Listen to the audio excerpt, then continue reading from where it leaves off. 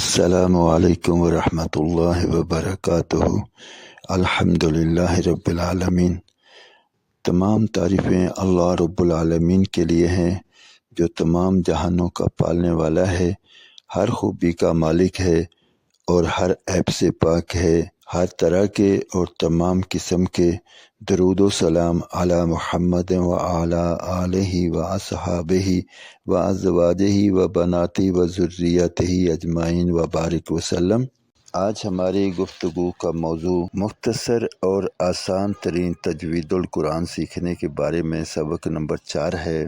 ترمذی شریف حدیث نمبر 2686 میں حضرت ابو سعید خدری رضی اللہ عنہ سے روایت ہے کہ نبی مکرم حضرت محمد رسول اللہ صلی اللہ علیہ وسلم نے ارشاد فرمایا، مومن بھلائی یعنی علم سے کبھی سیر نہیں ہوتا، وہ علم کی باتوں کو سن کر سیکھتا رہتا ہے یہاں تک کہ اسے موت آ جاتی ہے اور جنت میں داخل ہو جاتا ہے۔ آج مختصر اور آسان ترین تجوید القرآن کا چوتھا سبق ہے، تو چلتے ہیں قاری صاحب کی طرف۔ السلام علیکم ورحمۃ اللہ وبرکاتہ۔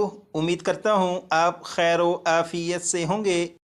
آسان اور مختصر تجوید القرآن کورس کی الحمدللہ یہ کلاس نمبر 4 ہے، اور کلاس نمبر 4 میں جزم کے قواعد کو پڑھیں گے۔ قرآن پاک میں جزم 40,000 سے زیادہ مرتبہ ہے۔ اس کا مطلب یہ ہے کہ آج کی کلاس کے ذریعے قرآن پاک کے 40,000 سے زیادہ حروف کو پڑھنا سیکھیں گے۔ یہ جو سبق ہے، اتنا سا سبق، صرف اتنا سا سبق اگر اچھی طرح سے سمجھ کر یاد کر لیا تو اتنے سے سبق کی بنیاد پر قرآن پاک کے 40,000 سے زیادہ حروف کو پڑھنا سیکھ لیں گے۔ تو یہاں پر دیکھیں لکھا ہے، اس علامت کو جزم کہتے ہیں۔ یہ جو حرف ہے با کے اوپر یہ والی جو علامت ہے، اس علامت کو جزم کہتے ہیں۔ اب آپ اس علامت کو دیکھیے گا اور دیکھ کر پڑھیے گا، جزم جزم۔ یہاں پر لکھا ہے جزم کا دوسرا نام سکون ہے، جزم کا دوسرا نام سکون ہے۔ تو یہاں پر با کے اوپر یہ والی جو علامت ہے، اس علامت کو جزم بھی کہتے ہیں، اور اس جزم کا دوسرا نام ہے سکون، یعنی اس کے دو نام ہیں، جزم اور سکون۔ اب یہاں پر دیکھیں لکھا ہے، جس حرف پر جزم ہو اسے ساکن کہتے ہیں، جس حرف پر جزم ہو اسے ساکن کہتے ہیں۔ اس کا مطلب یہ ہے کہ یہ جو علامت ہے جزم، یہ جزم جس حرف کے اوپر بھی آ جائے اس حرف کو ساکن کہیں گے۔ جیسے یہ جزم یہاں پر با کے اوپر ہے تو یہ جو با ہے اس با کو ساکن کہیں گے۔ اسی طرح یہاں پر جزم میم کے اوپر ہے تو اس میم کو بھی ساکن کہیں گے۔ یہاں پر جزم میم کے اوپر ہے تو یہ جو میم ہے یہ بھی ساکن ہے۔ تو یہ جو جزم ہے قرآن پاک میں 40,000 سے زیادہ مرتبہ ہے۔ آپ دیکھیں کہ یہ پارہ نمبر 3 ہے، اور پارہ نمبر 3 کی یہ پہلی 8 لائنیں ہیں۔ ان 8 لائنوں میں یہ جو ریڈ کلر کے نشانات ہیں، یہ نشانات جزم کو ظاہر کر رہے ہیں۔ یہاں پر آپ دیکھیں یہ ریڈ کلر کا نشان اور اس کے نیچے جزم موجود ہے، یہاں پر بھی ریڈ کلر کا نشان اور اس کے نیچے بھی جزم موجود ہے، یہاں پر بھی جزم اور یہاں پر بھی جزم موجود ہے۔ تو یہ جو جزم ہے جس حرف کے اوپر بھی آ جائے اس حرف کو ساکن کہیں گے۔ جیسے یہاں پر عین کے اوپر جزم ہے تو اس عین کو ساکن کہیں گے، یہاں پر میم کے اوپر جزم ہے تو میم ساکن ہے، یہاں پر عین کے اوپر جزم ہے تو عین ساکن ہے۔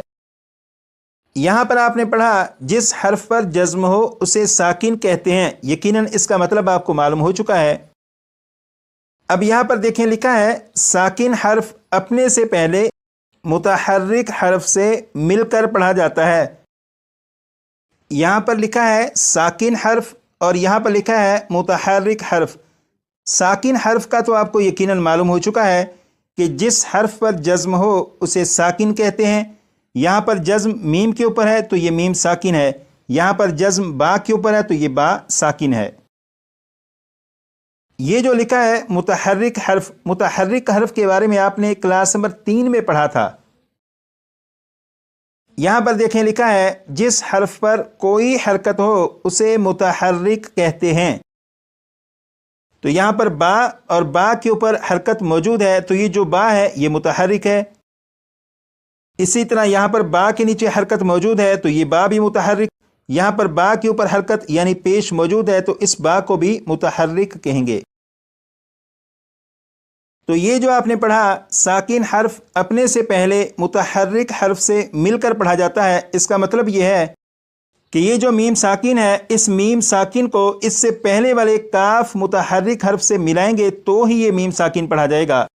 اسی طرح یہاں پر یہ جو میم ساکن ہے اسے اگر پڑھنا ہو تو اس سے پہلے والے ہا متحرک حرف سے ملائیں گے تو یہ میم ساکن پڑھا جائے گا۔ جیسے اس لفظ کو میں پڑھوں گا 2 مرتبہ، آپ سنیے گا کہ یہ دونوں حروف ملا کر پڑھے جائیں گے۔ بسم اللہ الرحمن الرحیم، کاف میم پیش کم، کاف میم پیش کم۔ اسی طرح یہاں پر ان دونوں کو ملا کر پڑھیں گے، ہا میم پیش ہم، ہا میم پیش ہم۔ تو ساکن حرف کو جب بھی پڑھیں گے اس سے پہلے والے متحرک حرف سے ملا کر ہی پڑھیں گے۔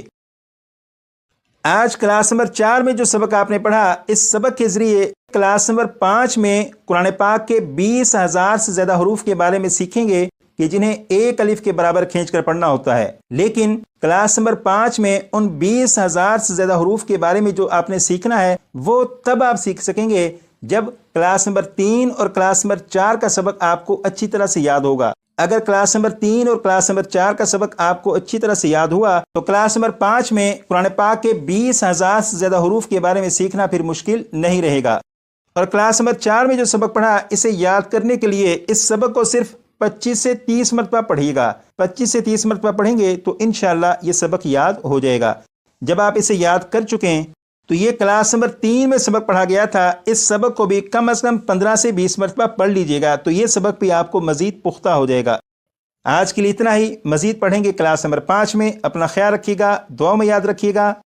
گزارش ہے جیسے قاری صاحب نے بار بار فرمایا کہ ہم روز کے سبق کو کم از کم 25 مرتبہ پڑھیں اور پچھلے اسباق کو بھی 10-12 بار پڑھ لیا کریں، تاکہ جب ہم ترتیب کے ساتھ مسلسل تلاوت کی طرف جائیں تو اس وقت سارے اصول و آداب ہمیں ازبر یاد ہوں اور تلاوت کرنے میں انشاءاللہ بہتری اور نکھار آئے گا اور ہماری تجوید القرآن میں اضافری آتی ہوئی باقاعدہ محسوس ہوگی۔ گزارش ہے ان باتوں کو اپنے دوست احباب عزیز و اقارب تک پہنچائیں، ان کو بھی قرآن پاک سیکھنے کی طرف متوجہ کریں، بلکہ انہیں بھی قرآن پاک سیکھنے کی طرف متوجہ کرنے والا بنائیں۔